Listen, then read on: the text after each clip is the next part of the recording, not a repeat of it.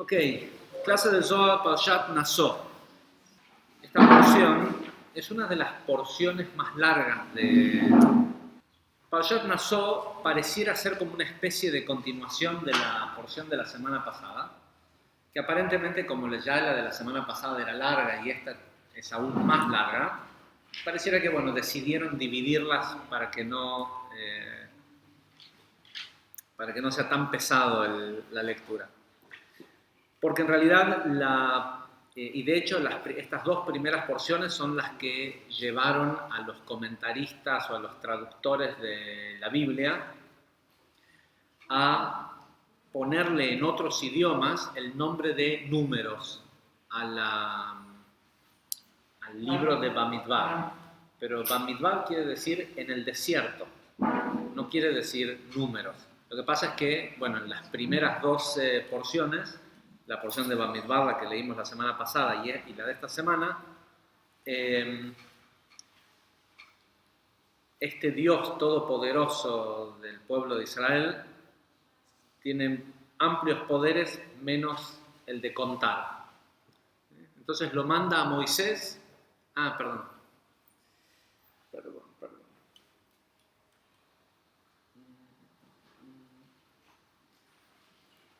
Ahí está, ahora sí.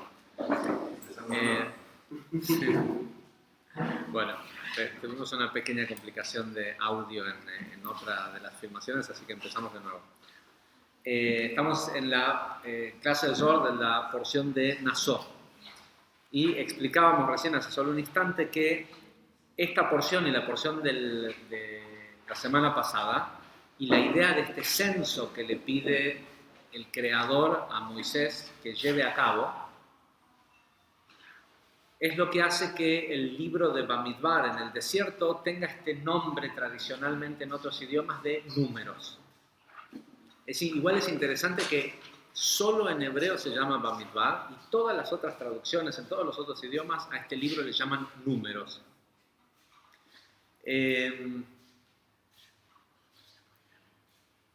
Después les aviso cuando me haga falta.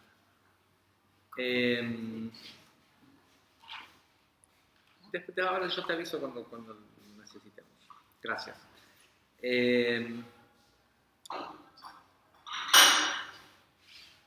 Y la mayor parte de esta porción de Naso, sobre todo la primera parte, habla otra vez de un censo, pero esta vez solo acerca de los hijos de Gershón. Gershón era uno de los hijos de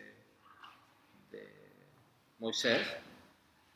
En realidad siguen contando a la tribu de Leví. La semana pasada explicamos que el tema de contar la tribu de Leví tiene que ver con los estados de esta división, de dividir al pueblo del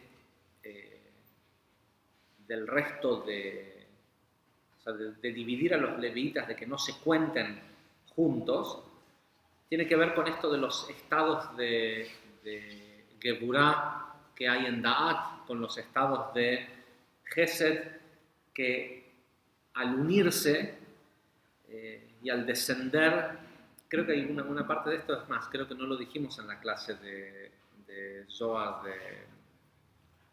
lo hablamos el Shabbat en la mañana, ¿no? El tema de cuando desciende, creo que no lo dijimos en la clase de Zohar. Bueno, en fin, parte de la tecnología que hay detrás de contar por separado a la tribu de Leví, que representa la columna izquierda, o los estados de Geburá, con el resto del pueblo, que representa los estados de Gesed.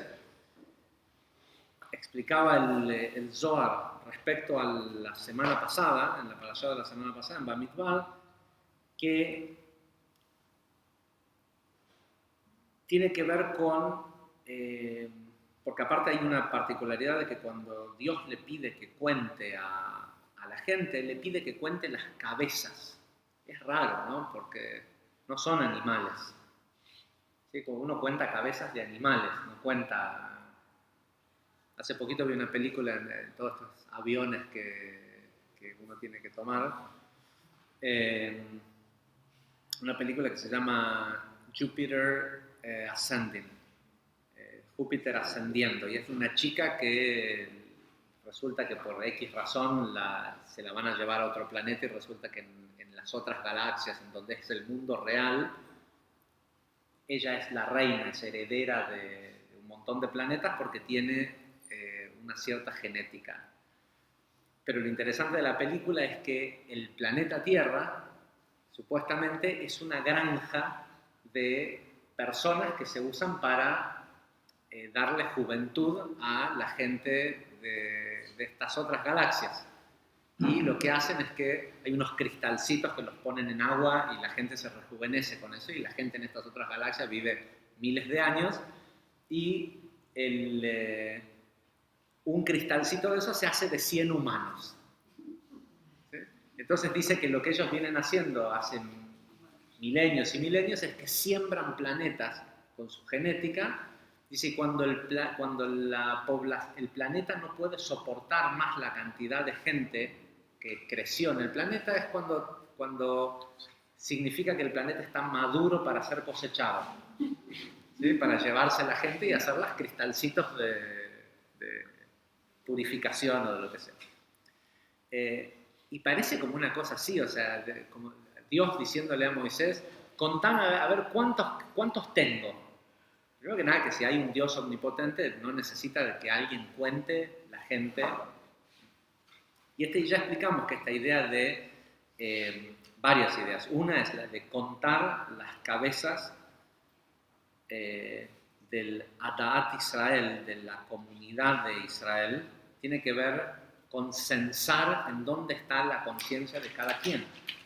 Lo que más tarde vamos a ver, que fue lo que terminó haciendo que estuvieran 38 años de más en el desierto, fue justamente que el Da'at, la percepción de costo-beneficio de los líderes de Israel, de los príncipes, les daba negativo el costo-beneficio de entrar a la tierra de Israel, aunque era la tierra prometida, que Dios se la prometió a Abraham, a Isaac y a Jacob, y que iba a ser lo máximo. Iba a ser lo máximo para el pueblo, pero en esa tierra no iban a necesitar líderes. Entonces, si me dan a mí para decir si la tierra es buena o mala, y yo voy a perder mi trabajo, si la tierra es buena, digo que es mala. Básicamente eso fue lo que pasó con la historia que vamos a ver en unas semanas de los espías. Todo esto que está ocurriendo en estas dos porciones, el comienzo del libro de Bamidbar, en el desierto, ocurre en el segundo año. Y en este libro van a transcurrir los próximos 38 años del desierto. Es decir, en este momento llegaron al desierto y estaban listos para entrar, estaban a horas de llegar caminando en realidad días, 6 días. Entonces van a mandar una avanzada y todo esto, pero de lo que se trata está esto de censar, el censo, que aparte de la palabra nasó viene de elevar también, es ver en dónde está la conciencia de cada quien. Y que te cuenten. Moisés no iba no abrían la tienda de campaña de cada familia y decían, a ver, muéstrame cuánta gente hay. Según aparentemente, por una cuestión de pudor y de respeto, Moisés iba y se paraba afuera de la carpa de una familia y alguien salía y decía, acá hay tanta gente. No es lo mismo abrir y contar que decir, el que quiera ser contado que venga y me diga. No hay ninguna garantía de que sea accurate, ¿cómo se dice? De que sea exacto o preciso el censo. Sin embargo, no se trataba de saber cuánta gente había, se trataba de saber con cuánta gente se podía contar. Y van a ver que el tema en común que tiene esta porción de Nasó es justamente esto. Porque si bien es una porción muy larga y aparentemente muy aburrida, sacando por el hecho de que la Torá en esta porción nos enseña cómo descubrir a las mujeres infieles, ¿sí? Es la única nota de color interesante que tiene la porción. Lo demás es solo contar familias. En esta porción, Rabbi Shimon Bar Yochai eligió, uno si lee el Zohar de la porción de la sección de Nassau, va a llegar al versículo 129, 130, y cuando quiera buscar el 131, no hay. Hay un 131, pero está allá mucho más abajo, porque en medio, sin ningún tipo de explicación de por qué está ahí, en lugar de haber versículo 131, aparece el Idra Rabba. El Idra Rabba, la gran asamblea donde Rabbi Shimon Bar Yochai comenzó a revelar el Zohar, lo lógico hubiera sido que estuviera al principio del libro.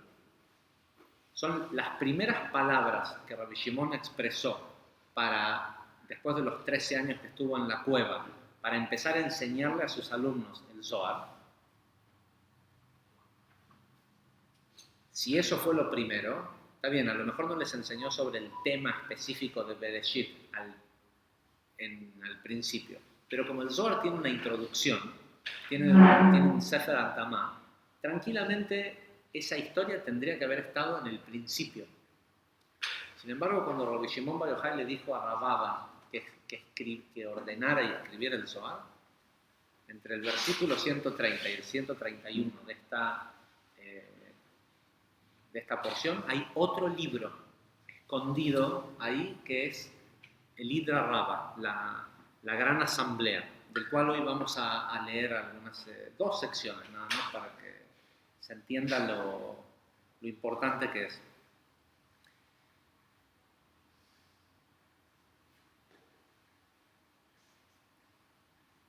El hecho es que se trata de saber con quién uno puede contar. Y por supuesto, como todo tiene que ver con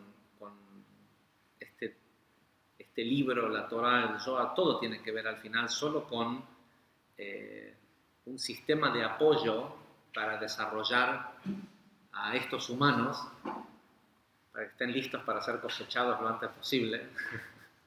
¿Sí?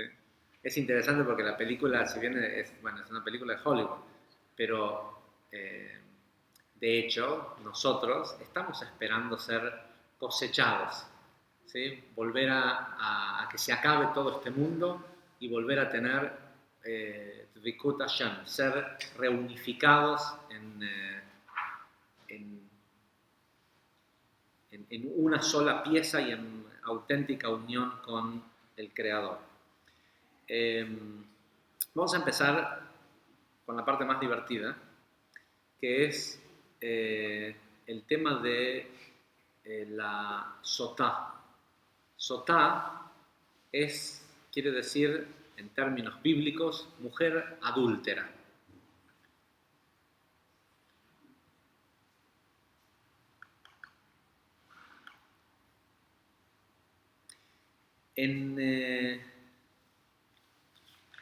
Cuando aparece el tema de la mujer adúltera, también están las leyes del Nazareno,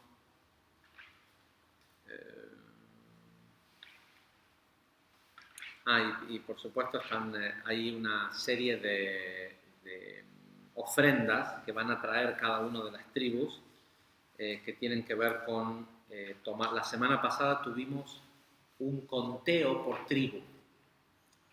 Aparecía en el texto cada una de las tribus cuánta gente había. ¿Cuánta gente no? ¿Cuántos hombres mayores entre 20 años y 60 años de edad que quisieron ser contados? El Zohar dice de que el día que sepamos realmente cuántas estrellas hay o cuántos astros hay en cada constelación, porque cada uno de estos líderes de las tribus corresponden a un signo del zodíaco. El Zohar dice que cuando podamos contar las estrellas, vamos a saber que el número que aparece en la Torá de la cantidad de gente que fue censada, en realidad se trata de la cantidad de astros que forman cada una de las constelaciones a las cuales estas carrozas o jefes de las tribus representaban. Que en realidad no tiene nada que ver con solo una cuenta de gente, sino una capacidad de tomar control y de estar por encima de la influencia de esa constelación. Ahora, lo que vemos en esta semana es que para la inauguración del Mishkan, cada una de las tribus o de los jefes de las tribus va a traer una ofrenda, un sacrificio. Y esto tiene que ver con que para cada una de las aspectaciones astrales que hay cuando nace una persona, hay un tipo de ofrenda, hay un tipo de sacrificio, de oficio sagrado, que es el que le permite ir más allá de la influencia de esos astros.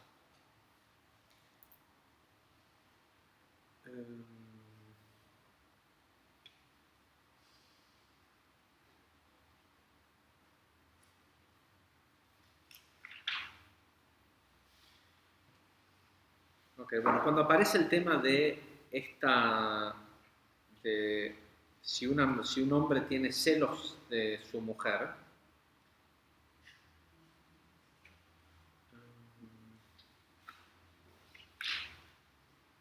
dice así, y el Creador habló con Moisés diciéndole, transmítele a los israelitas lo siguiente, una esposa sospechada de cometer adulterio, de serle infiel a su esposo, perdón. Si un hombre ha tenido una relación sexual con ella sin que su esposo lo supiera, porque lo hicieron ocultándose, aunque no haya testigos contra ella y ella hubiera cometido el adulterio,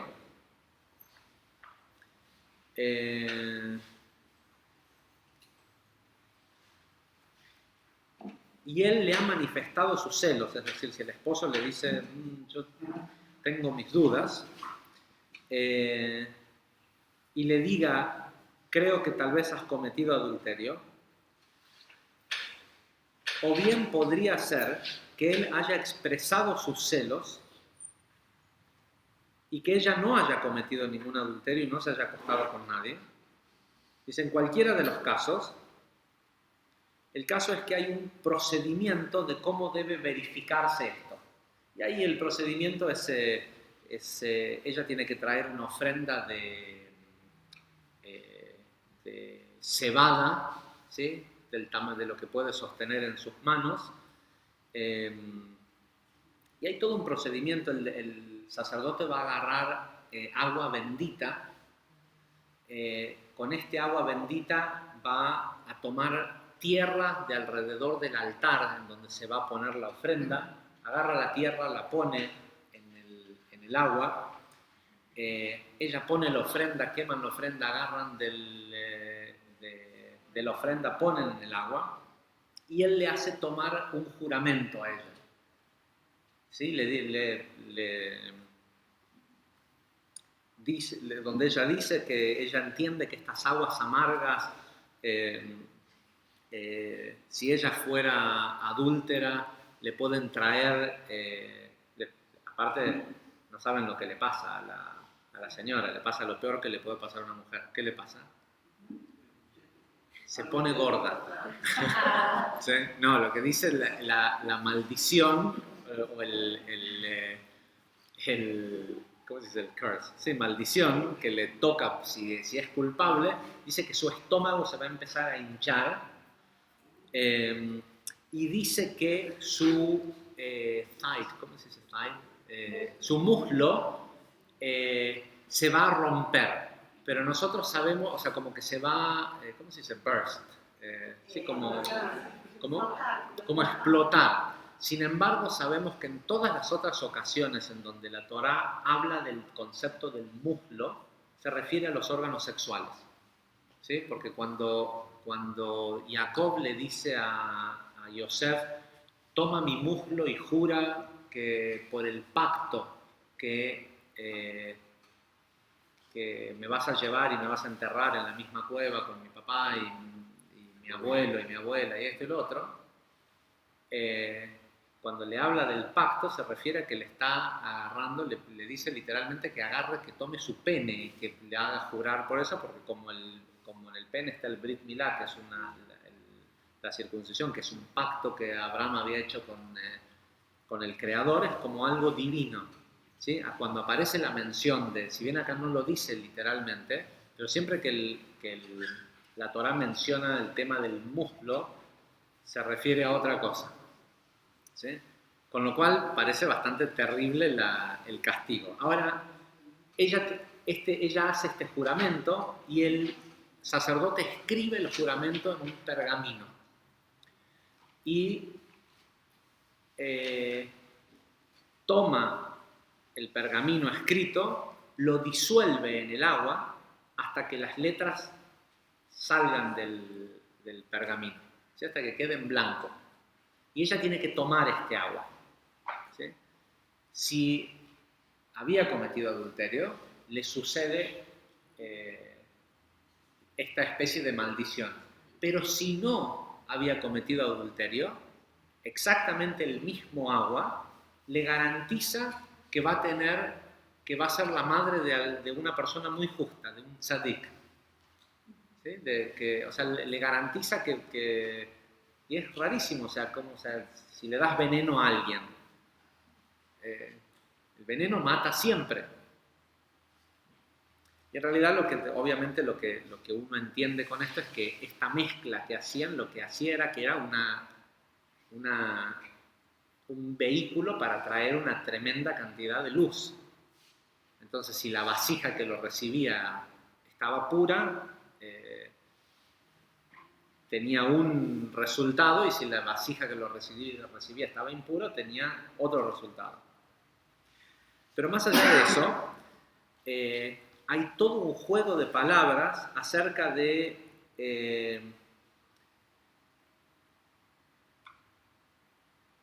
dice, pero si entra en él, no es si entra, si llega, Be'avar alad, ruach kiná, un espíritu de kiná quiere decir celos, Bekiná et ishto, y le da celos, o sea, le entra a él un espíritu, o le desciende, es una palabra que es difícil de traducir, pero es como que le llega, ¿no? Como que desciende sobre él un espíritu de celos. ¿No? O sea, cuando uno le da celos por algo, ¿no? O sea, ¿será que un espíritu entra a tu cuerpo pero uno ha visto cómo se pone la gente cuando se pone celosa. No es igual que cuando se enoja por cualquier cosa. ¿Sí? Dice, un espíritu de celos llega a él, Bekiná et ishto, y le da celos de su esposa.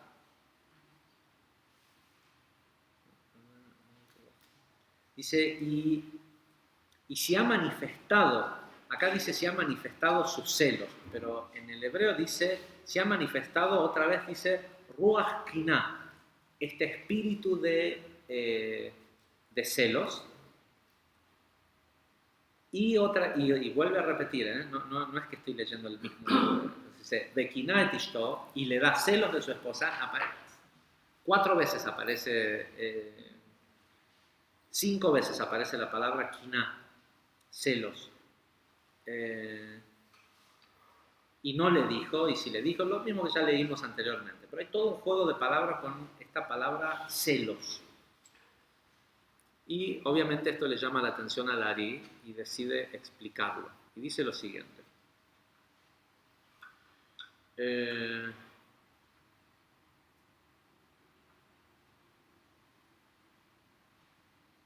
Dice, nuestros sabios han dicho, y está entre comillas, cuando un hombre le advierte a su mujer que un espíritu de pureza entró en él, y el Ari pone entre paréntesis, desde el cielo, un espíritu de pureza. Acá dice un espíritu de celos. ¿Sí? Dice, y un espíritu de pureza entró en él.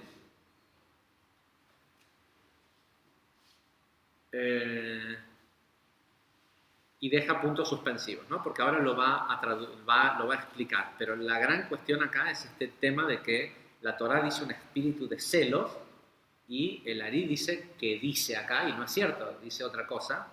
dice un espíritu, el Ari dice un espíritu de pureza.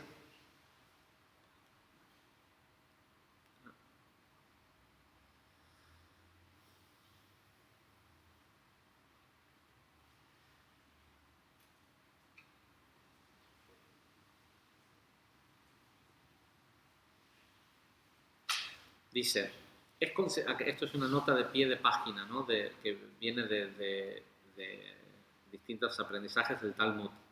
Dice, es considerado, según el Talmud, como una cosa positiva que un hombre le dé un, ¿cómo se dice? Un warning, una advertencia a su mujer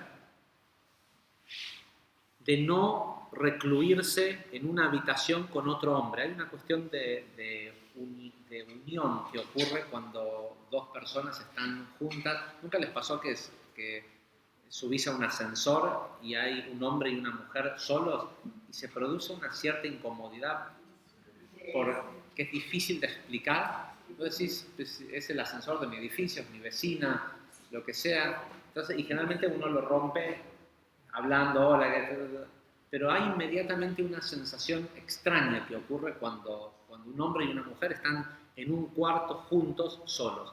Eso es porque hay una cosa espiritual que ocurre que se llama ihud, unión. De hecho, cuando una persona se casa en una jupá, después del casamiento, inmediatamente después de decir Kiddushin, de decir las 7 bendiciones del casamiento, tienen que irse del altar y encerrarse en un cuarto. Y mucha gente dice, no, bueno, es por una costumbre de que... y hasta se dice la estupidez de pensar de que es porque van a tener relaciones sexuales y todo esto, que no es el caso. Es el hecho de que lo que termina de unir a las personas, o sea, es el estar solos, ¿cómo se dice? Recluded. ¿Cómo? Recluidos en un cuarto, que esté cerrado. ¿Sí? Por eso cuando uno tiene una reunión con hombre, mujer, lo que sea, si no es tu esposo, tu novia, tiene que ser en un lugar abierto. Y la puerta, si no tiene que estar, no tiene que estar cerrada.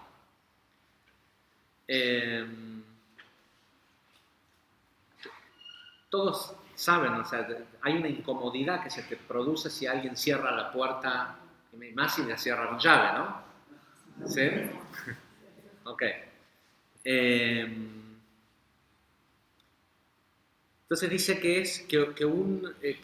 es algo importante y es algo que muestra estatura espiritual de un hombre que le advierte a su mujer que no vaya a estar en un lugar que esté recluido del resto de las personas con ese hombre, si es que él tuvo una sensación de que ella ante ese hombre tiene alguna actitud frívola o flirtatious, ¿cómo se dice? O que está, o provocativa, ¿sí? De seducción.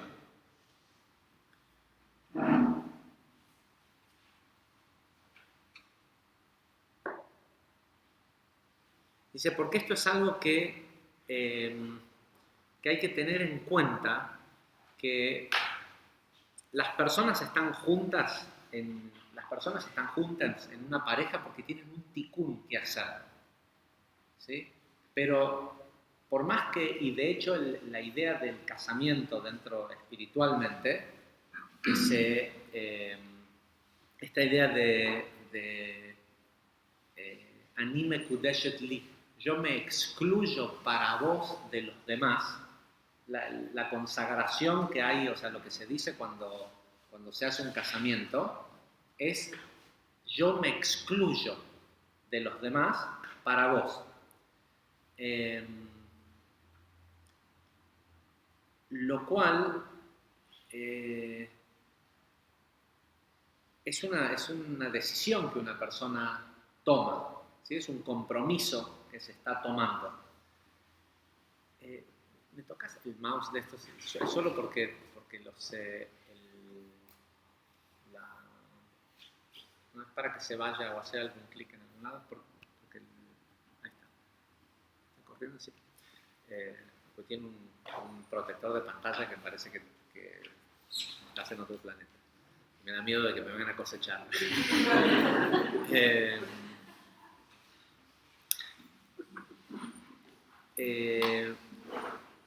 Y esta decisión que uno toma es una decisión que hay que tomar constantemente, ¿sí? Porque en realidad es una promesa de... Pero esto no quita que una mujer es malhut, ¿sí? Es una vasija. Y siempre que algo, el principio de lo femenino, está presente ante alguna luz, siente deseo de recibirla. ¿Sí? No es una cosa consciente y no es necesariamente, me gustó este tipo, o lo que sea, sino que hay una... y ojo, y pasa lo mismo también con un hombre. En su carácter de Zeirampin, ante una vasija, Ay, no se puede hablar seriamente con ustedes.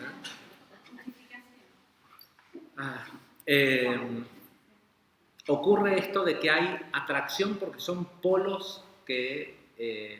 y tampoco es casual que te toca estar en ciertas situaciones con ciertas otras personas. Y el hecho de por supuesto, si el marido le llama la atención a la mujer va a decir que no y esto y lo otro, pero la pone en aviso de que hay algo energético que está ocurriendo que no tiene necesariamente que ver con que ella tenga intención de traicionarlo. Pero en definitiva dice que bueno, vamos a seguir explicando, pero hay una parte que es importante, es que un hombre solo puede darse cuenta si un espíritu de pureza entra en él. Y ahora vamos a ver qué quiere decir esto.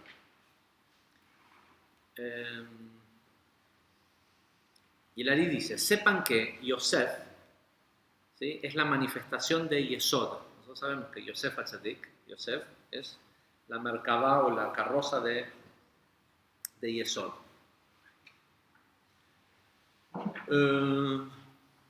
Y el valor numérico de Yosef es 156, que es el mismo de la palabra Zion.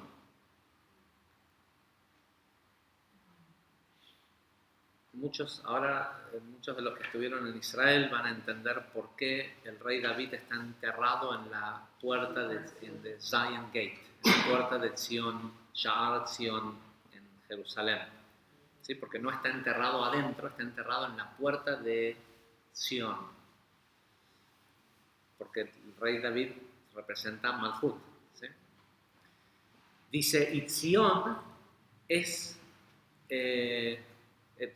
dice Yosef es 156, que es el mismo valor numérico que Tzion, el cual manifiesta a Yesod de Malhut. El concepto de Tzion es Yesod de Malhut.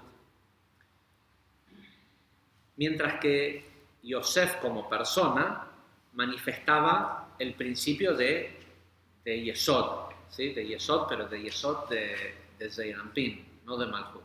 Pero tienen el mismo valor numérico porque en realidad como Malhut y Yesod, una vez que están prácticamente siempre juntos, aunque estén de espalda a espalda o cara a cara, están juntos. Dice, y esta es porque los dos representan el principio de lo masculino. Dice, después continúa diciendo que también el número 156 es el valor numérico de, no sé si saben que en Malhut hay 4 deletreos del nombre Yud-Kei Vav-Kei. Uno que corresponde a Jochma, otro que corresponde a Binah, otro a Zeirampin y otro a Malhut. El que corresponde a Jochma, ¿sí?, es 72. El valor numérico que tiene sumada las letras desplegadas es 72, 63 para Binah, 45 para Zeirampin y 52 para Malhut.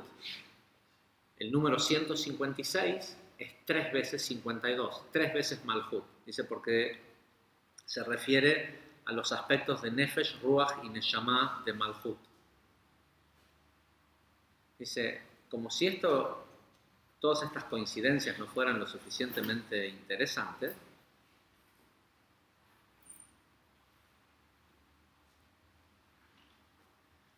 bueno, no quiero entrar en tanto detalle técnico porque ahora los conecta también esto con los niveles, con los estados de Geburah y de Gesed, pero más allá de eso, dice, como si esto no fuera suficientemente interesante, el valor numérico de la palabra kiná, celos, también es 156.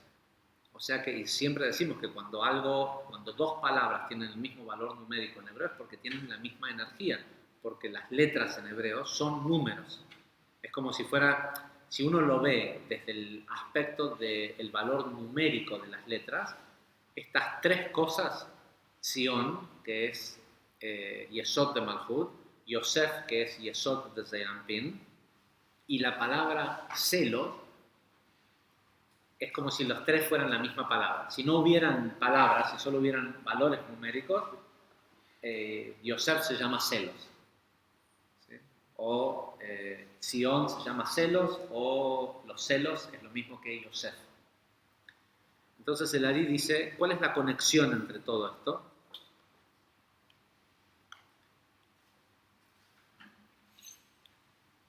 Dice, hay una relación directa entre... hay una conexión directa entre la sefirá de Yesod y la sexualidad, y a su vez con la idea de la pureza, ¿sí? De tzedek, de lo justo, una persona pura en términos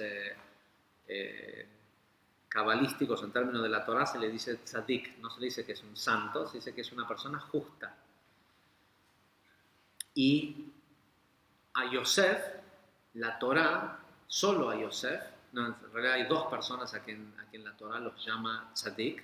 Uno es Noah, y Noah se distinguía de su generación porque no entraba en el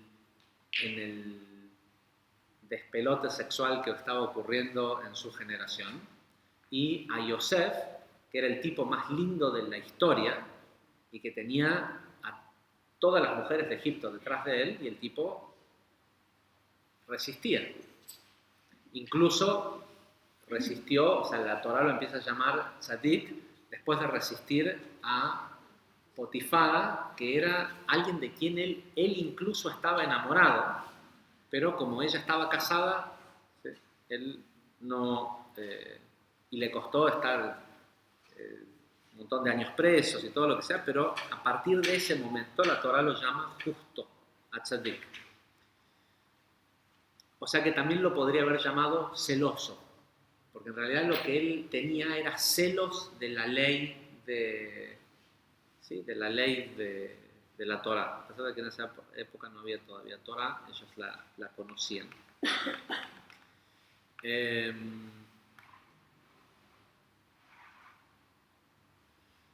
Y el Ari trae a colación una frase que aparece, ¿qué tarde que es?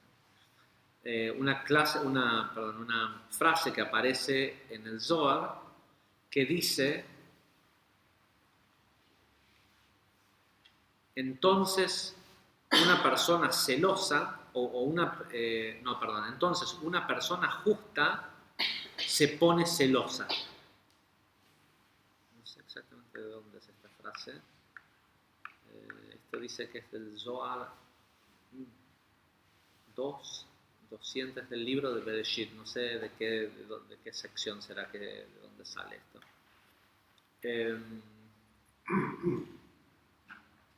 Acá lo explica. Dice, este es un pasaje del Zohar donde describe qué es lo que sucede cuando una persona justa muere. Su alma asciende y entra en el Malhut supremo. No tiene mucho que ver con esto. Dice, el término que el Zohar utiliza para describir a Yesod en este contexto es un justo, atzadik. Y sabemos que este término, atzadik, está particularmente asociado con Yesod, porque el principal desafío y prueba para una persona justa es en su comportamiento sexual. Por eso es que Yosef es el arquetipo de la pureza y es tradicionalmente conocido como Yosef Atzadik.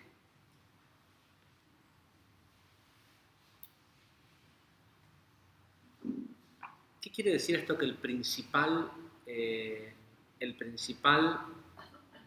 desafío para un tzadik es el tema sexual. ¿Sí? Es raro esto. Si es algo súper mundano, ¿no debería de ser lo primero que domina a una persona? ¿Sí? ¿Cómo es que es lo más difícil? Como dice, el principal desafío. Esto tiene que ver con dos cosas que no aparecen precisamente acá, pero vienen del Zohar. Una es que una persona que es celoso un hombre que es celoso de su sexualidad, solo eyacula cuando tiene una relación sexual con su pareja, ¿sí? y en un proceso de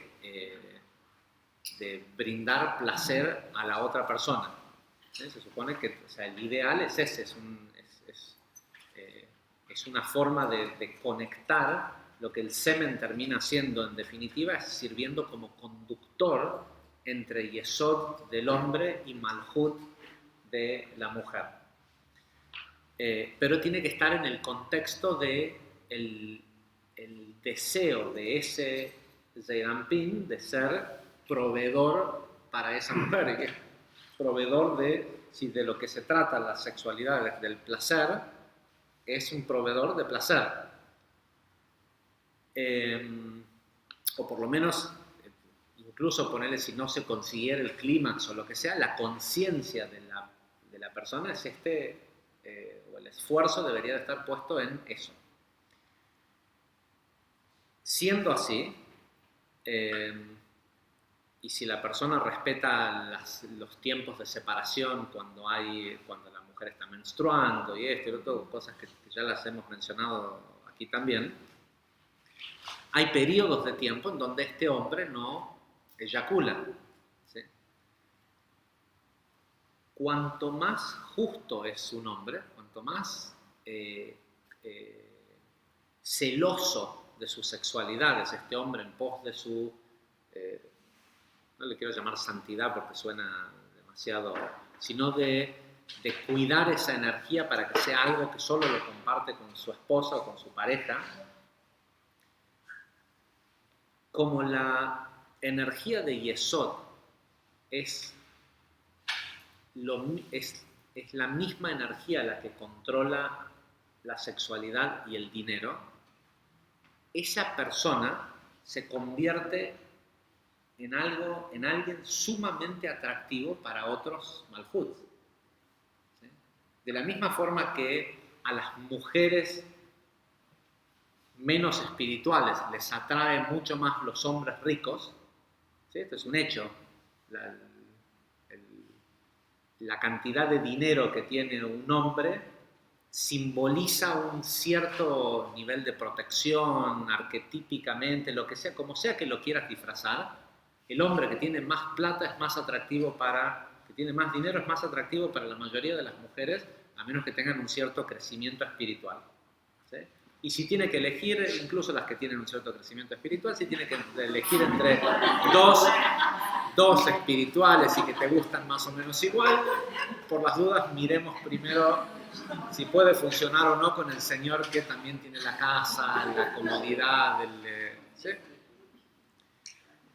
Y no está mal, porque una mujer es malhut, ¿sí? Y un hombre debería de ser zeirampin, debería de ser un proveedor.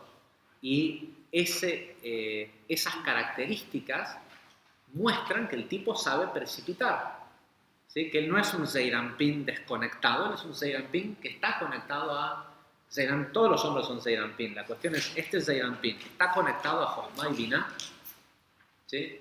Tiene madre y padre. Es la idea como que del heredero, ¿sí? Porque sí, el trust baby, el pibe que tiene el trust de la familia, que sabes que está todo, es lo mismo. Una persona espiritual tiene papá y mamá, tiene Jochma y Binah, y sabe que cuando sea que necesita algo, va y pide. ¿Sí? Y va por la vida de otra forma también ese tipo, porque no sabe que es como que tiene plantado un árbol de naranjas en su casa. No va y saca todas las naranjas juntas, saca cuando tiene ganas de comer, porque sabe que él tiene un árbol de naranjas y cada vez que necesite, lo único que tiene que hacer es ir al árbol, ¿sí? O de mandarinas. Las naranjas están verdes.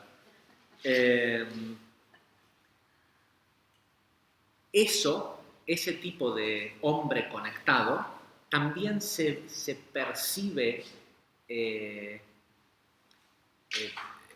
a otro nivel, no desde lo ostensible del dinero. Hay gente que vos lo ves con una remerita blanca y unos jeans, sin una sola joya, sin verle el auto, sin ver nada, y le ves la cara y sabes que tienen mucho dinero. ¿Sí? ¿O no? ¿Sí? Lo mismo ocurre con un hombre que es celoso de la sexualidad, ¿sí? Es mucho más atractivo para las mujeres. Por eso la parte más difícil para un tzadik pasa por lo sexual. Es muy común que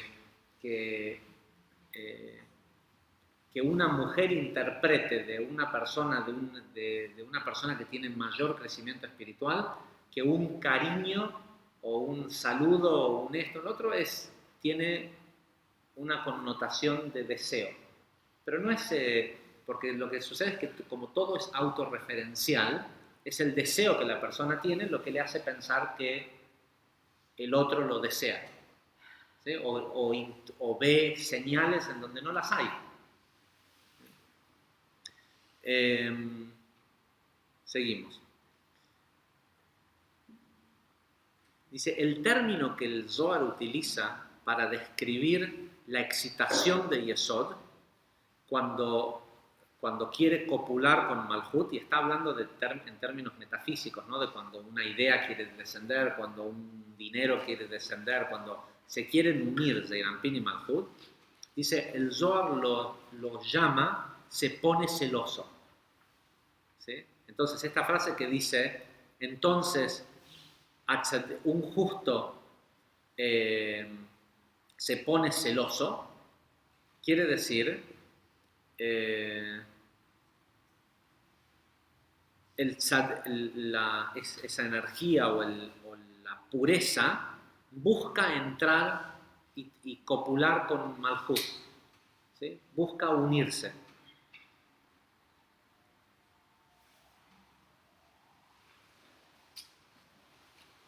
Dice, y hasta ahora pareciera ser que esto solo tiene que ver con un tema de pureza sexual.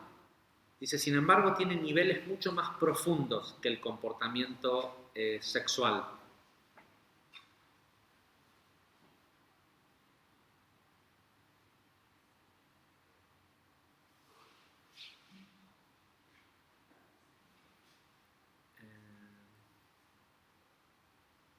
Dice, hay una relación directa entre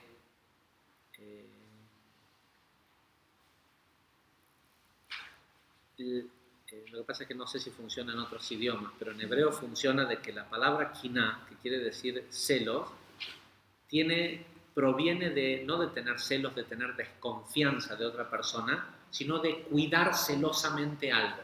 Si alguien te dice, mira, cuida esto, la persona que protege algo, eso es lo que quiere decir celos. No es desconfío de vos, sino cuido esto que tenemos.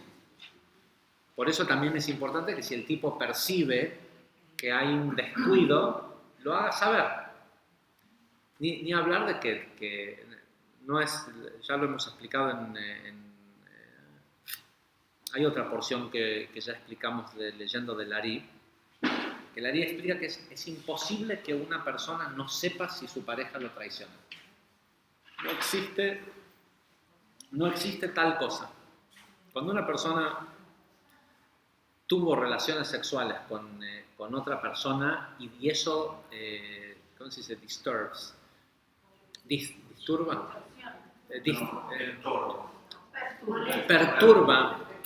Perturba la unión que hay entre ese Segampín y Malhut. La otra persona, o sea, la pareja, lo sabe. Biológicamente lo sabe.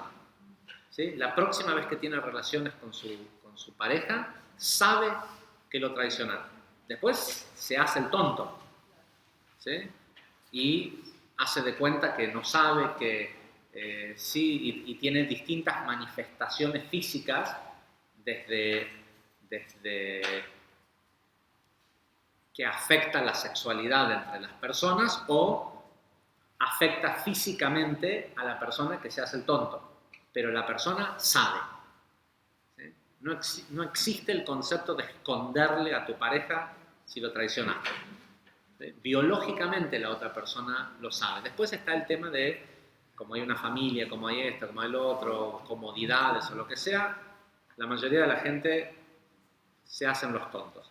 Pero si la persona al sentir cualquier... porque aparte fíjense que dice que lo que desciende en él es un espíritu. Ruach, no dice ni Nefesh ni Neshama. Es un Ruach, porque un espíritu y no un alma de. ¿Sí? Porque tiene que ver con la parte emocional, es algo que se siente lo sentís. ¿Sí? Y si lo sentís, tenés que decir algo, porque probablemente tenés la posibilidad de hacer que no suceda. Porque en realidad acá de lo que se trata es de que este hombre, o la idea es que este hombre tiene que preservar a su mujer, de que no le vaya a pasar lo que le puede llegar a pasar si después tiene que tomar el agüita ¿sí? del sacerdote.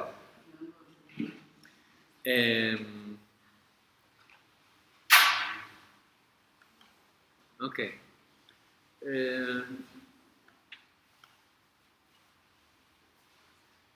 Dice, ya hemos explicado muchas veces que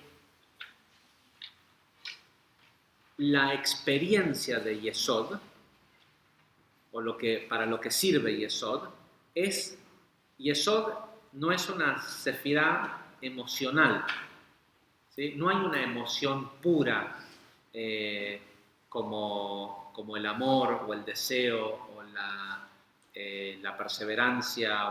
Yesod, cuando decimos conectividad, ¿qué es algo que conecta? ¿Un recipiente o un cable? Es algo que es por donde la idea de la conectividad es algo que une algo con algo.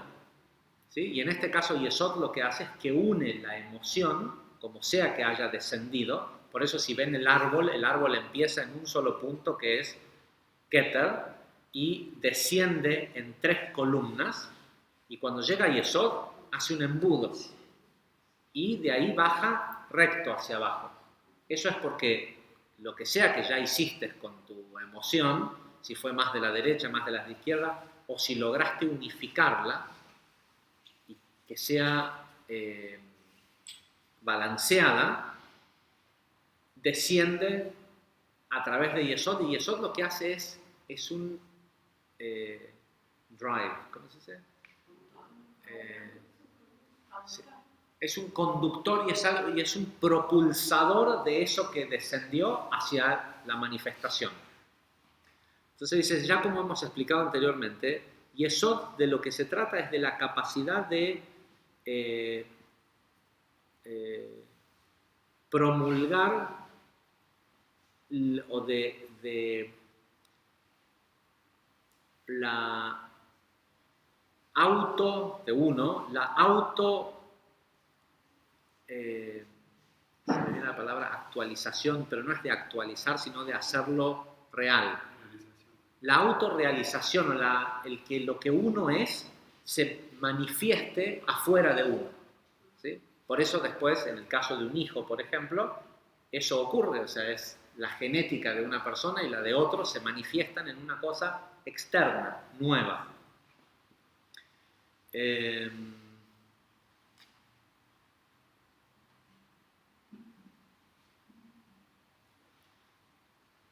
Y el ideal es que Yesod sea un vehículo de manifestación de tu divinidad interna.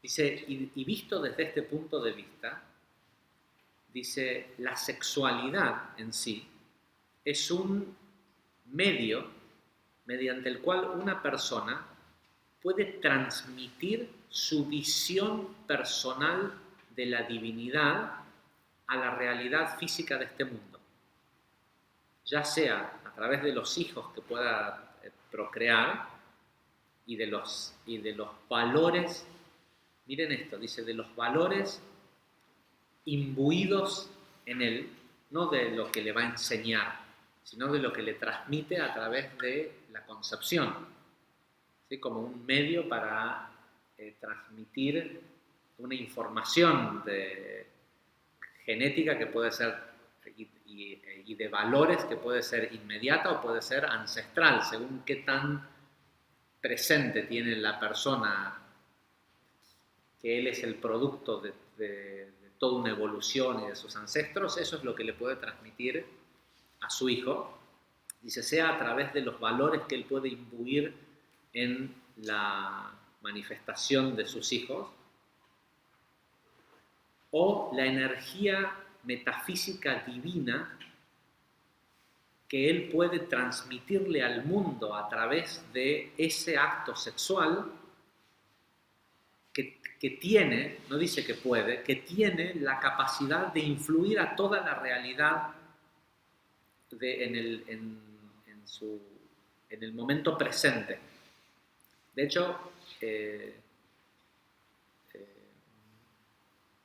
Zohar dice del rey David que la razón por la cual tenía tantas relaciones sexuales por día, el rey David era sumamente activo sexualmente,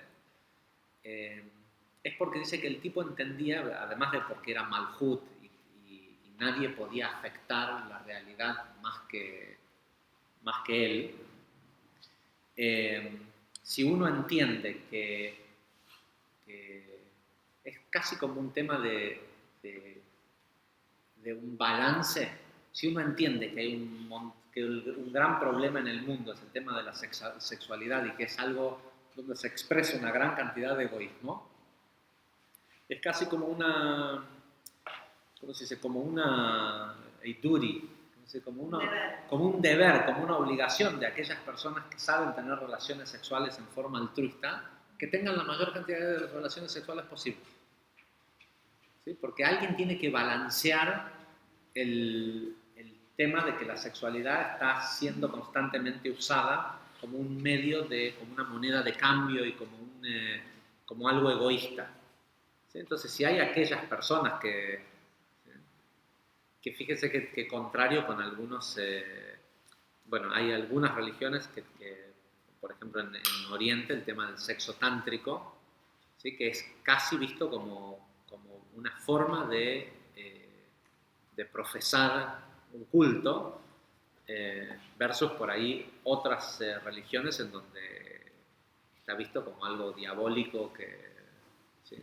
De hecho, el hecho de que los sacerdotes cristianos, por ejemplo, no tengan relaciones, se supone que no tengan relaciones sexuales, debería ser lo opuesto. Si son más puros que otra gente, deberían de ser los que más relaciones sexuales tengan para establecer un balance, por decirlo de alguna forma.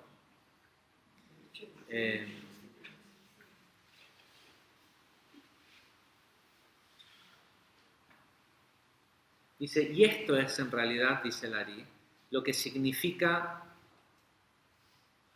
un hombre solo le advierte a su esposa si es que un espíritu de pureza ha entrado en él. Porque dice, si tiene esta preocupación, dice, es solo porque la mayoría de las personas son celosas autorreferencialmente. Si una persona no tiene un desarrollo espiritual, desconfía de su pareja en forma autorreferencial. Según como él se comporta en la calle, piensa que su pareja puede hacer lo mismo.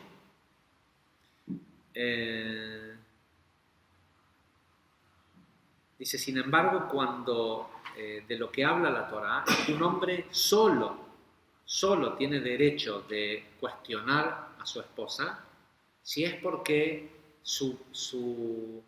porque entró en él un espíritu de pureza, es decir, por su crecimiento espiritual, de golpe puede ver algo que antes no veía. Es decir, el tipo que desconfía autorreferencialmente jamás tendría que cuestionar a su esposa en una situación así.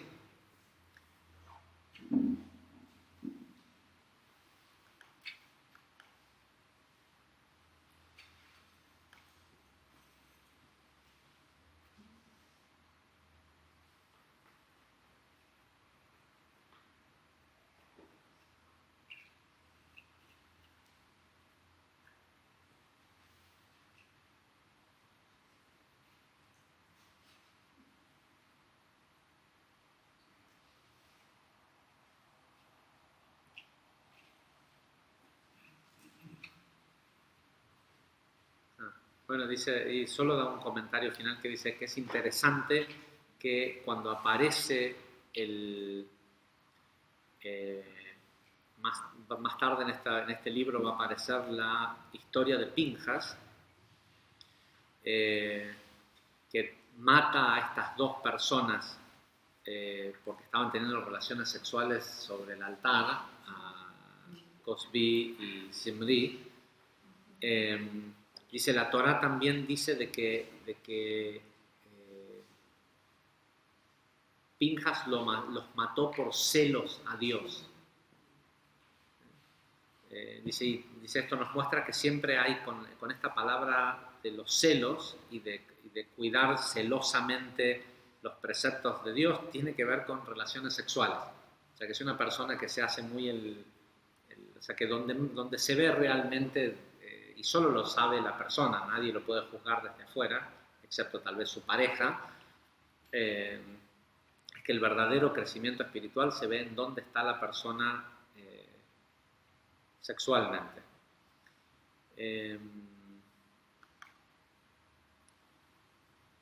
Y también es interesante ver cuántos casos hay de personas que supuestamente son líderes espirituales y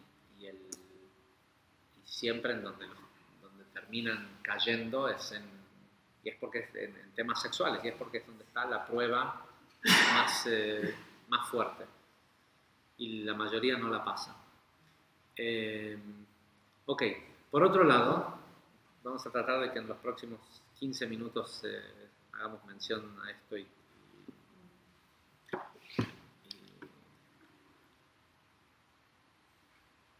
podamos seguir.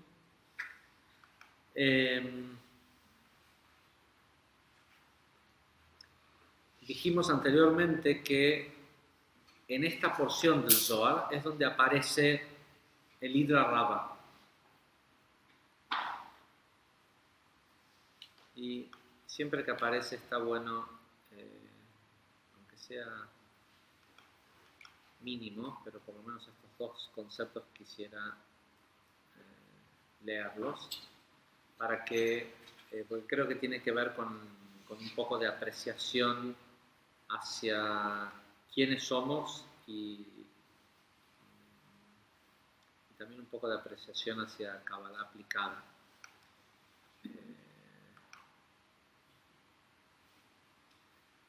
Ok.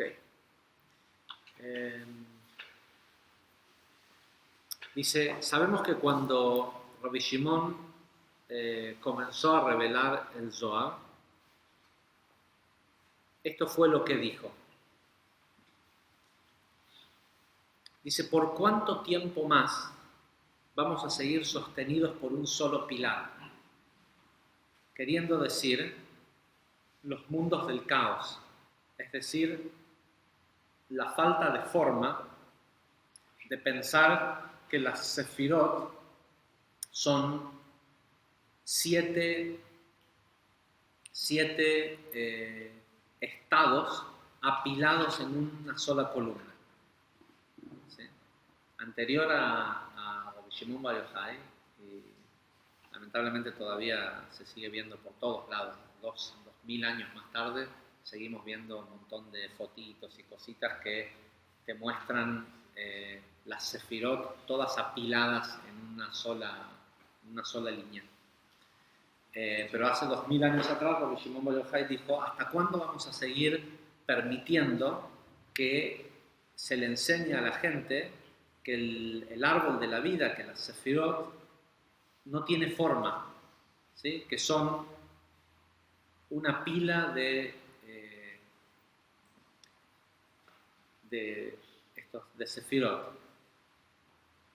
Y Rabash, que hace la explicación, dice sin forma, queriendo decir lo mismo que en caos. Utiliza el Zohar utiliza la misma frase que utiliza la Torá cuando dice y el mundo estaba sin forma y en caos.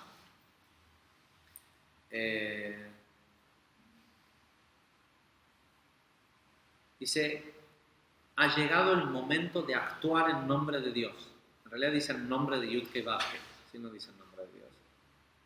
Es decir, de actuar en nombre del sistema, ¿no? De Chochmah, Binah, Zeranpin y Malchut.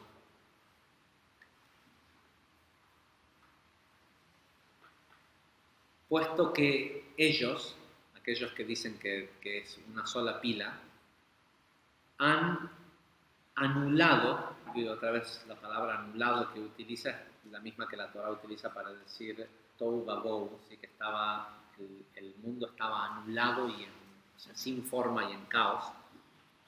Han anulado a la Torah. Dice, los días son cortos. Esto lo dijo Rabbi Shimon Bar Yochai hace 2000 años. Dice, los días son cortos, o sea, son pocos. Y el hostigador, el ángel de la muerte, aplica presión constantemente.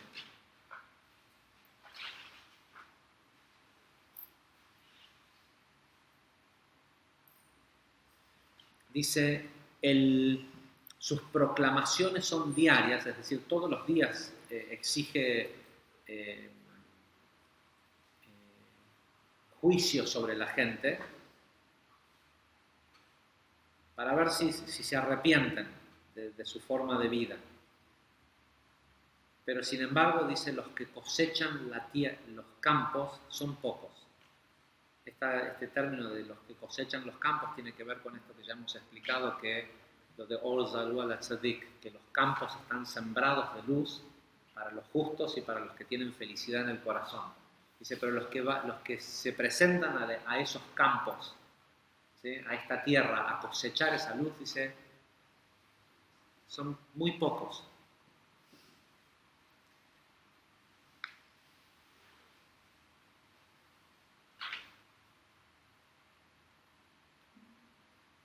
Y Ravashlag explica esta frase, que los cosechadores de los campos son pocos, dice, queriendo decir aquellos que merecen las cosechas de el mundo supremo o el campo supremo que es Malhut, que es el verdadero entendimiento de los secretos de la Torah.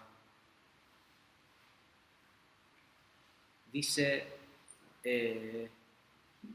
Rabbi Shimon continúa diciendo, e incluso aquellos, los que entendieron, están allá al final del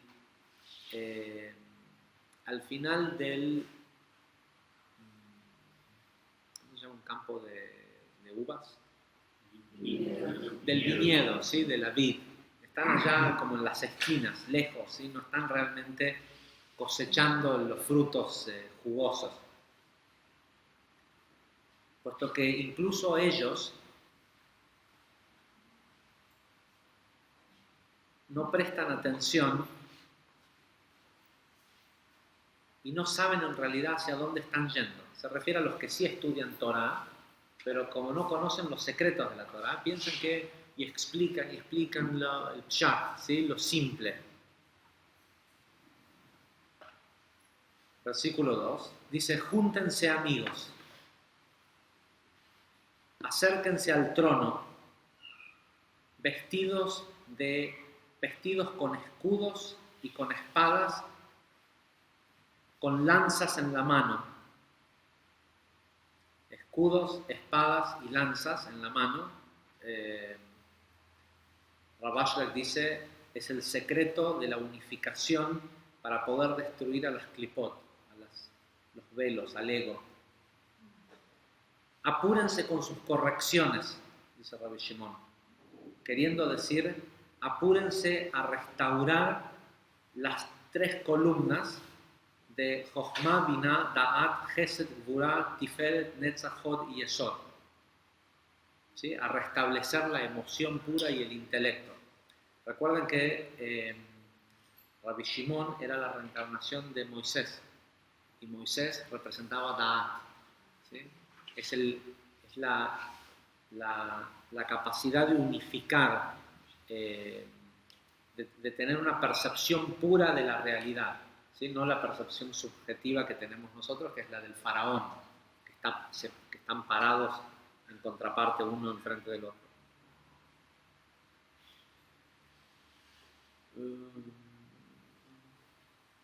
Dice con consejos y con sabiduría, con entendimiento y conocimiento, con buena apariencia, con manos y pies. Dice, o sea, en realidad con entereza, dice lo siguiente: ¿qué quiero, Rabbi Shimon, que hagan con sabiduría, con conocimiento, con esto? Dice,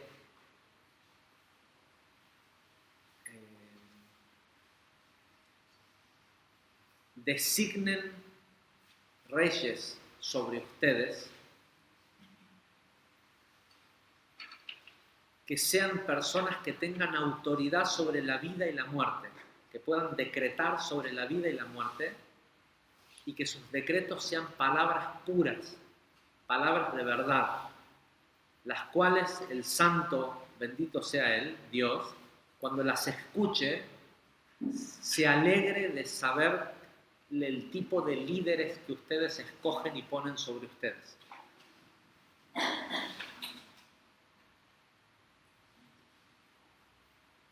No estoy leyendo esto porque sea época de elecciones, año electoral, pero es lo que dice el Idra Rabba. Fíjense, es Rabbi Shimon Bar Yochai, después de 13 años de estar enterrado hasta el cuello en una cueva, voy a leer solo las 3 primeras cosas que dijo, ¿sí? La primera es la necesidad de entender el sistema, de que se trata de un balance entre el dar, el recibir, entre ¿sí? Lo que nosotros estudiamos en el curso intermedio. La segunda es la capacidad de elegir líderes, ¿sí? O sea, para lo que te tiene que servir esto, es para que tengas la sabiduría de elegir, porque a la persona que se pone ahí se convierte en casi como en un ángel.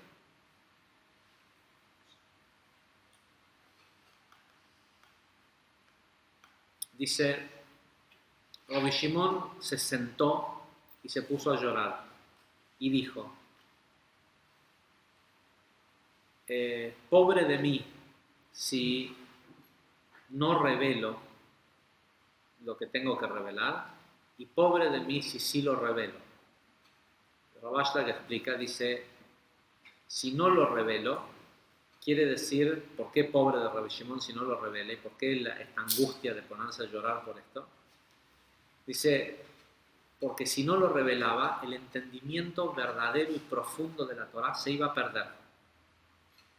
Porque se había llegado a un deterioro, acuérdense de que esto estaba pasando en el año 70 más o menos de la ocupación romana de Jerusalén. ¿Sí? Se había destruido el templo, o sea, si alguien no revelaba el verdadero sentido de la Torá, se habían perdido 10 de las 12 tribus. O sea, imagínate la desolación de ver todo un país, imagínate que ahora te dicen, mira, quedó solo, vamos a elegir las mejores partes, quedó solo Córdoba y todo el resto de Argentina se perdió. ¿Sí? Quedó solo, no sé, Puerto Vallarta, porque ya que nos escuchan en México como tenemos más seguidores, quedó Puerto Vallarta y todo el resto de México se perdió, está destruido. ¿Sí? La gente se exilió, están en otros países, quedó todo desértico. Ante esa situación, Rabbi Shimon decide que este conocimiento que él tiene hay que revelarlo en forma escrita. ¿Sí? Porque no quedan guardianes del conocimiento y tiene que quedar una memoria externa del verdadero significado de la Torah. Porque hasta este momento los 70 ancianos del Sanedrín sí tenían el conocimiento de la Kabbalah.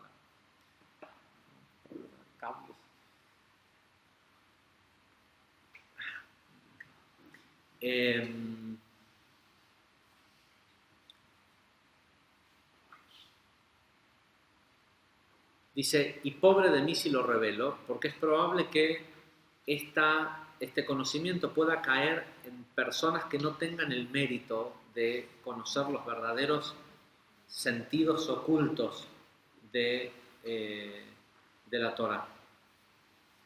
Dice, los alumnos de Rabbi Shimon estaban en silencio.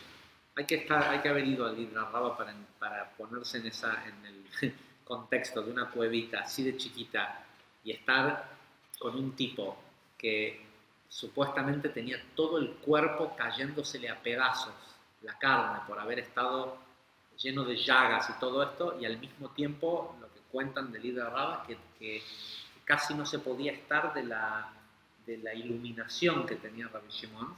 Imagínate un tipo que te está hablando así, te dice, tengo miedo de que la gente que lo escuche no tenga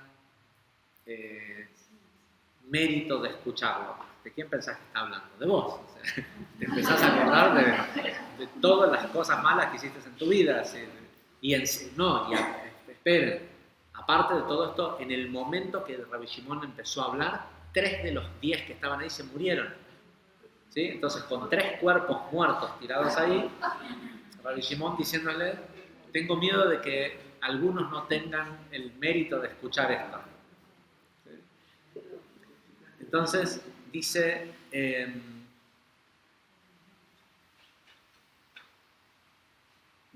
los compañeros estaban ahí en silencio. Finalmente Rababa se paró y dijo, nosotros somos personas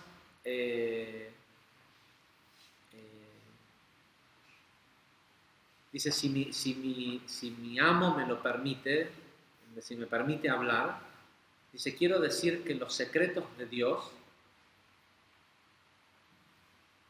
deben estar, esta es una frase de Salmos que escribió el rey David, dice que los secretos de Dios deben estar con aquellos que le temen.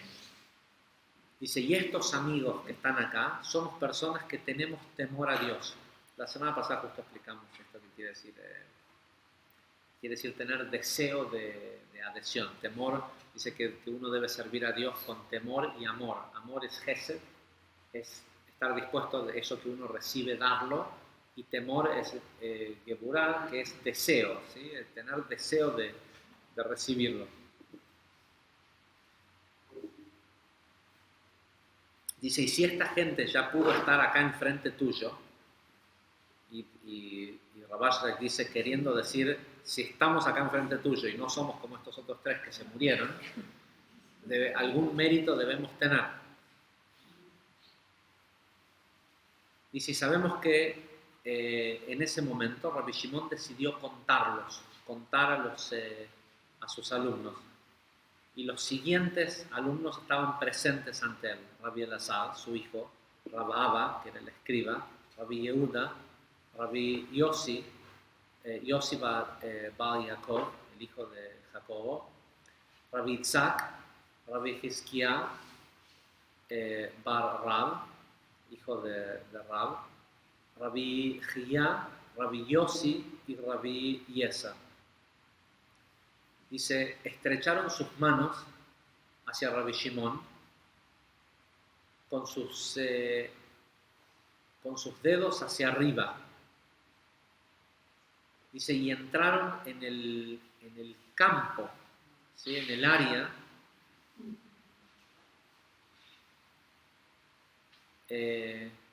entre los árboles y se sentaron con él. Dice, Rabbi Shimon se paró y comenzó a rezar una plegaria. Luego se sentó entre ellos y les dijo, cada quien tiene que poner su mano sobre su pecho. Cada uno de ellos lo hizo y Rabbi Shimon hizo lo mismo y los aceptó como alumnos, es decir, les permitió que entraran en ese campo.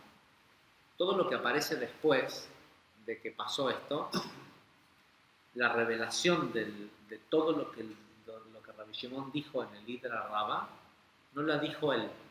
Una vez que los aceptó a los alumnos, ellos empezaron a discutir entre ellos y empezaron a decir cosas que nunca antes habían escuchado, ¿sí? Que las había...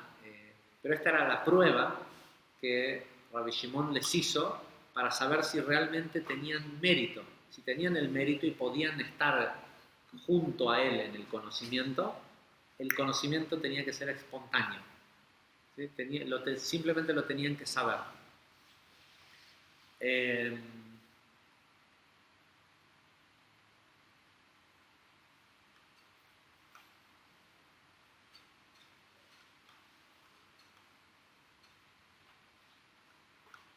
Rabbi Shimon en ese momento entonces abrió la discusión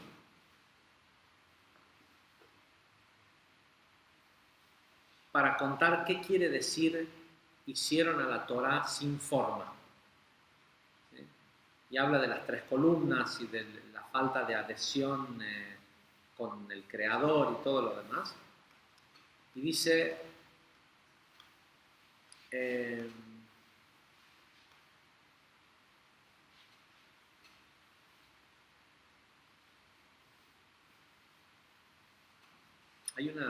muchas veces cuando Rabbi Shimon habla algo y después lo termina de contar, el Zohar dice final de el, ¿cómo se dice faithful?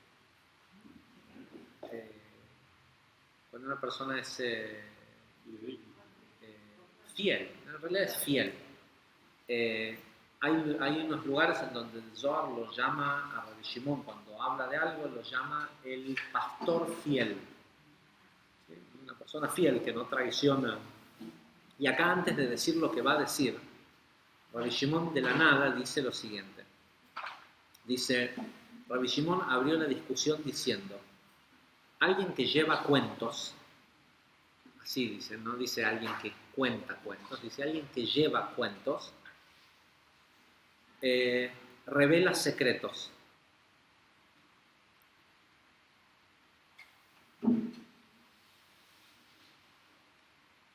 Pero aquel que lo hace por un espíritu fiel, dice, los esconde a los secretos. Dice, este versículo es difícil de explicar, puesto que esta frase de Mishlei 11:13 debería de decir una persona que cuenta cuentos, no que lleva cuentos. ¿Quién es un llevador de cuentos? Dice, se refiere a alguien que no está en paz con sí mismo, Y por ende, una persona que no está en paz con sí mismo no es digno de confianza. Lo que sea que él ha escuchado, lo va a querer repetir.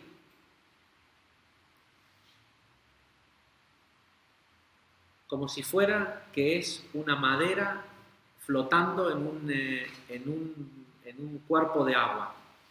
¿Qué quiere decir esto? Que no se hunde, no le llega adentro, lo tiene por ahí flotando. Y tiene la necesidad de expulsarlo hacia afuera. Y no puede estar tranquilo, no se siente en paz hasta que no se lo saca de encima contándole a alguien. ¿Cuál es la razón? ¿Por qué le pasa esto? Porque es una persona que no tiene paz en su interior. Dice, cuando una persona tiene paz en su interior y está estable, la madera se hunde, ¿sí? Y la puede llevar adentro sin que le moleste. Dice, y de esa persona alguien puede aprender. ¿Sí? Muchas veces pasa que ves gente que tiene una necesidad pero vos le dijiste lo que dice la Kabbalah y vos no, pero era una oportunidad. No, a veces la oportunidad es quedarse en silencio. ¿Sí? Y saber que sabes, pero que la restricción de no decirlo es la forma en cómo despertás el deseo en el otro. ¿Sí? Cuando una persona te dice, ay, pero y contame y esto y lo otro, y vos sabés si le podés contar, y le decís, qué bueno que te interese, tendrías que ¿sí? Y le dejás, y no le decís, dice, pero dice, es importante saber que cuando una de las formas como una persona puede verificar si él es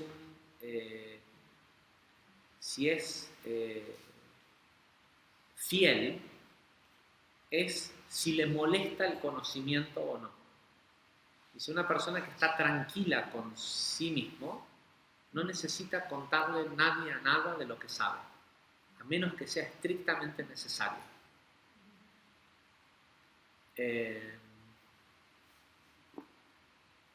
Puesto que aquel que es fiel hace todo lo posible por esconder lo que sabe. Un espíritu fiel quiere decir un espíritu estable. Y todo depende de cómo está el espíritu de la persona. Espíritu, recuerden que siempre que se habla de espíritu está hablando de ruach, y ruach es cómo está la emoción, emocionalmente la persona.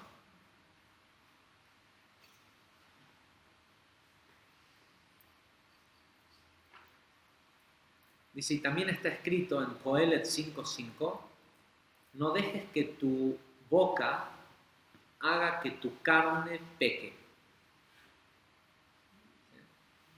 No hagas ¿sí? O sea, se le termina haciendo un mal al cuerpo lo que la boca dice. Pues la persona después cuando el otro le dice, no, pero ¿qué me venís con esa estupidez? ¿Qué sé yo?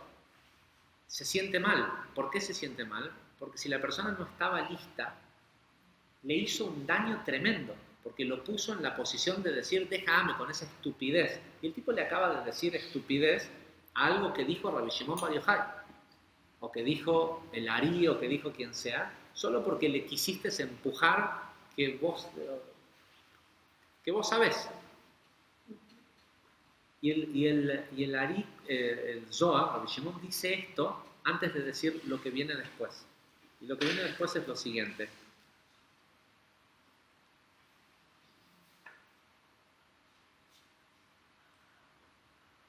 Y lo que viene después son los siguientes. Dice, este es el secreto de los secretos. Dice, y el mundo es solo preservado a través del secreto. Por algo se llama Sod, la Kabbalah. El nivel de entendimiento se llama Sod.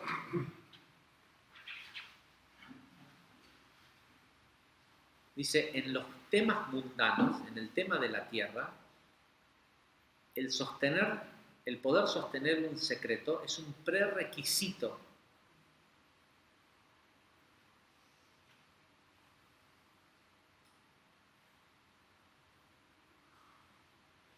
Dice, puesto que muchos de estos secretos, que son secretos de los secretos de Atik Yomim, de los largos días, o de Keter, o del anciano de largos días, que es lo que sería como los secretos de Dios, son secretos que han pasado y ni siquiera los ángeles han podido saberlos.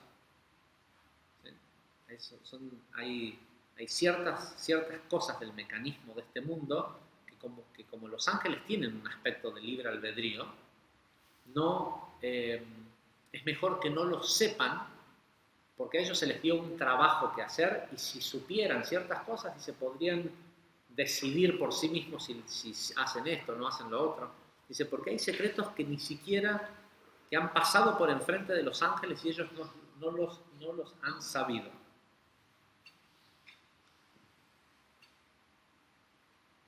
Chequeas esto un segundo, a ver si está un clic.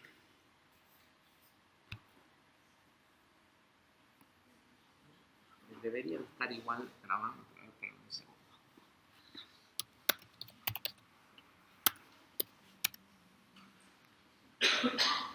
Sí, no sé por qué haces eso. Ok. ¿De qué secreto está hablando? ¿Quieren saber? Sí.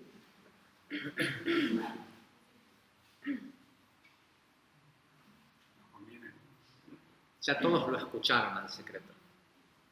Si estudian Kabbalah, en Kabbalah aplicada, ya todos lo escucharon.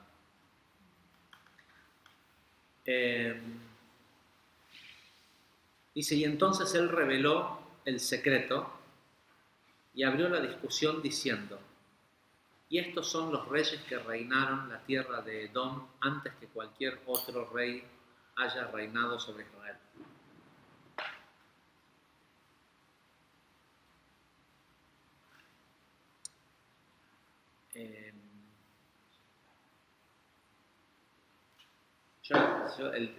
Cuando nosotros empezamos a enseñar esto en las clases,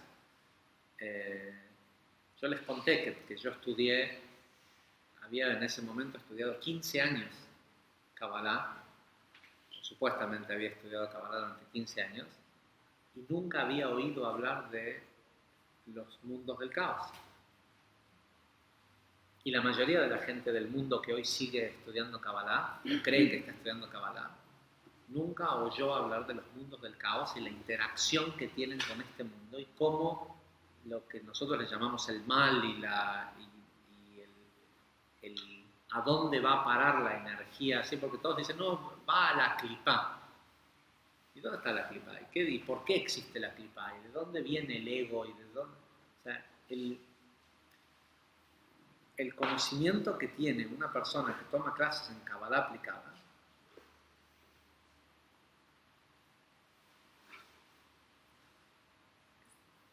palabras de Rabbi Shimon Bar Yochai, hay ángeles que no lo saben, ¿sí? Y es para gente que sea merecedora de saberlo. Y es para gente que decida hacer algo al respecto, porque los días que quedan son pocos y porque la gente sigue cayendo muerta en manos del ángel de la muerte como si hubiera una epidemia.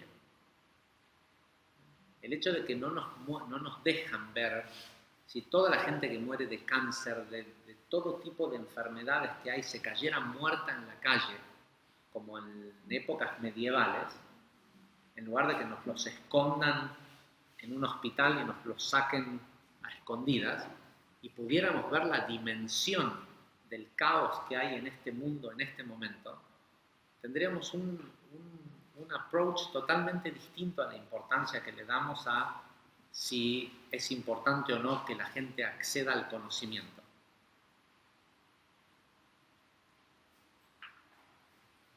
No voy a explicar todo lo que viene después porque ustedes ya lo escucharon. Nosotros lo explicamos en las clases, qué son estos 7 mundos del caos. Hace mucho que no tenemos un curso 3. Hoy estuvimos viendo con Mónica a ver cómo podíamos organizarlo para que ocurra, porque lo explicamos generalmente en el curso, lo explicamos en el mes de Elul, y está publicado. Quien sea que lo quiere ver entra a nuestro Facebook y busca el mes de Elul antes de Rosh Hashanah, y hay una explicación no solo de qué son estos mundos del caos, sino cuándo existieron, qué arquetipos de ego representan y cómo se los repara, ¿sí? Qué tipo de trabajo repara estos mundos del caos. Y lo más importante, lo que hemos visto varias veces acá, es cómo el mecanismo de cómo uno actúa alimenta o no a esos mundos. Y yo opino, en mi trabajo personal, porque no es fácil dejar de darle de comer a los mundos del caos,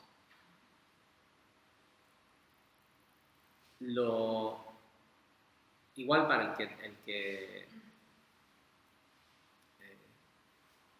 si te dicen, resumime en 2 palabras qué son los mundos del caos, el arquetipo que primaba en los mundos del caos era la incapacidad de percibir al otro.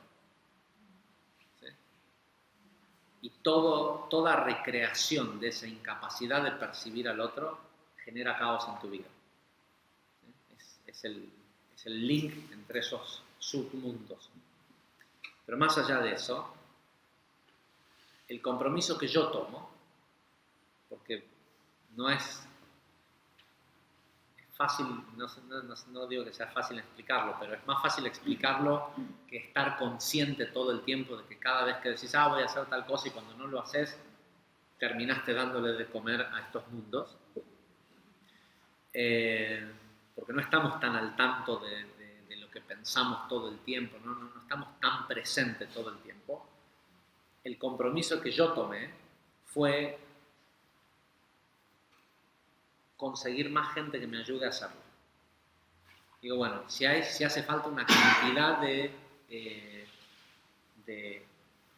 extracción de luz de esos mundos del caos, y yo no soy capaz de hacerlo al 100%, lo que sí puedo ser capaz es de ayudar a propagar este conocimiento para que por lo menos si todos hacemos un poquito, el efecto sea el mismo. Si a lo mejor no son 7.000 personas los que van a hacer la masa crítica, tal vez 7 millones de personas que hagan un poquito, ¿sí? Que hagan el 1%, puede hacer el mismo efecto. Y eso es a lo que yo apuesto. A que la gente me dice, 260.000 seguidores en Facebook. Sí, parece mucho, pero Messi tiene 42 millones de seguidores. ¿Sí? Messi. Entonces, y 42 millones es muy poco. 42 millones es muy poco. Hay 7.000 millones de personas. Para mí, en mi opinión, por lo menos hace falta un 1%. Un 1%. Que se le despierte. Y es un 1% de la gente que sí puede ser despertada. No le podés forzar. Entonces, cuando decimos avisarle a alguien del próximo Ser y Vivir Libres, llevate un flyer, casi a veces parece como que pedimos un favor. Y yo personalmente sí sé que estoy pidiendo un favor, pero el favor no es traeme un alumno más, no es que estamos buscando un cliente que venga a comprarnos algo. Nos hace falta que seamos muchos más. A lo mejor al final solo son 7.000, o 7. ¿Sí? Hubo un momento en donde Larry dijo que 10 personas, justo 10 de sus alumnos, vio la característica que tenían y dijo, si podemos pasar un Shabbat juntos, sin ningún tipo de juicio entre unos y otros, esta semana podemos terminar la corrección del mundo. ¿Sí? No le salió. Los chicos empezaron a pelearse y aparte si hay un pueblito en el mundo donde uno puede pasar un Shabbat en paz es en Tzfat, ¿no? El que ha estado ahí, sin embargo, no pudo. Pero la posibilidad estaba. Tal vez son solo 10 los que hacen falta. Pero, como somos argentinos, y en nuestro país la cantidad es una forma de calidad, vamos por la cantidad. Y se puede, porque nosotros somos una pequeña organización en Buenos Aires, que ni siquiera tiene una sede en México, pero tenemos 100 y pico de miles de seguidores en México. Porque en el mundo en el que estamos viviendo, no se trata de dejar de pensar con la frontera de hasta dónde me llega el brazo, ¿sí?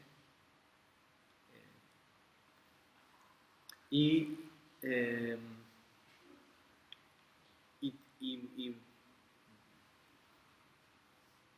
tenemos que evolucionar en pos de llegar a más gente, y necesitamos cooperación.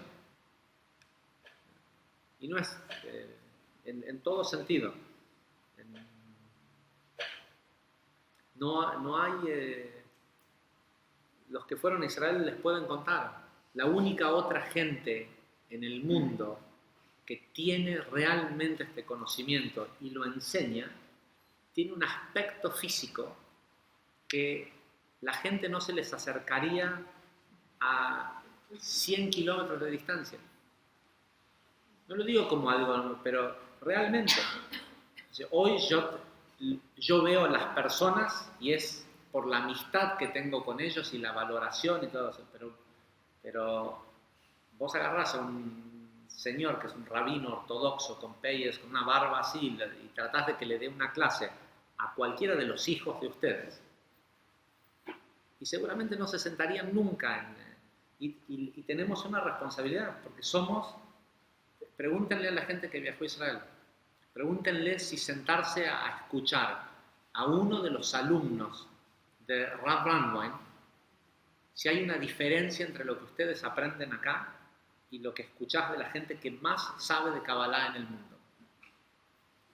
Pero como acá lo dice un chico de Córdoba, con una gorrita y ¿sí? Parece que no fuera lo que es.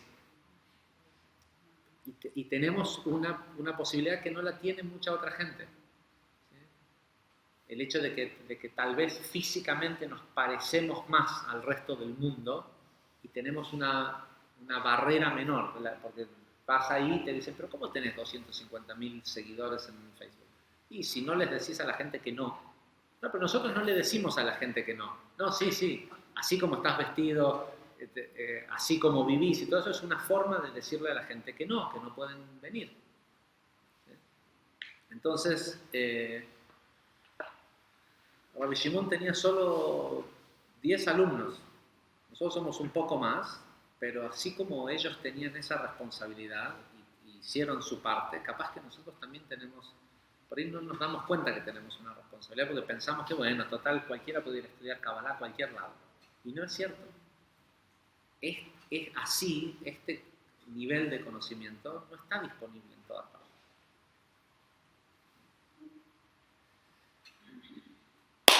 Gente, hasta la semana que viene, muchísimas gracias.